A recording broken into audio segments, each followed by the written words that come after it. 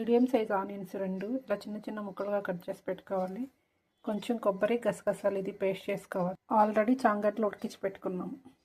Stove on చేసి కడాయి పెట్టి oil కొంచెం హీట్ అయింది. ఇప్పుడు కొంచెం ఆవాలు వేసుకున్నాము, కొంచెం సోంపు వేసుకున్నాము, జీలకర్ర ఇట్లా సోంపు వేస్తున్నాము, ఎండుమిర్చి, ఆవాలు సోంపు బాగా చిటపట అన్నాయి. ఇప్పుడు ఆనియన్స్ వేసుకున్నాము.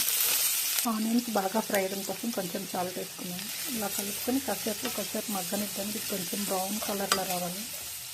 టమోటా వేసుకున్నాము. ఆనియన్స్ కొంచెం మగ్గాయి. పచ్చిమిర్చి కొంచెం కొంచెం గార్లిక్ పేస్ట్ కొంచెం బాగా మగ్గింది. ఇప్పుడు కొబ్బరి పేస్ట్ వేసుకున్నాము. కొబ్బరి గసగసాల పేస్ట్. చింతపండుని ఈ విధంగా నానబెట్టుకున్నాం. పులుసు అన్నాం కదా, అందుకని కొంచెం చింతపండు పులుసు వేస్తాం అందులో. ఈ విధంగా బాయిల్ అవుతుంది. ఇప్పుడు కొంచెం కారం వేసుకున్నాము. టేస్ట్కి తగ్గట్టు కొంచెం చింతపండు రసం వేసుకుంటున్నాము. Cup water పోస్తున్నాము. కొంచెం సాల్ట్ కొంచెం కారం వేసుకున్నాము. చామగడ్డలు ఈ విధంగా పొట్టు తీసి పెట్టుకున్నాము. ఇప్పుడు చిన్న ముక్కలు కట్ చేసి పులుసులో వేసుకున్నాము. పులుసు తెల్లుతుంది. ఇప్పుడు ఇంక వేసుకున్నాము. కరివేపాకు కూడా వేస్తున్నాము.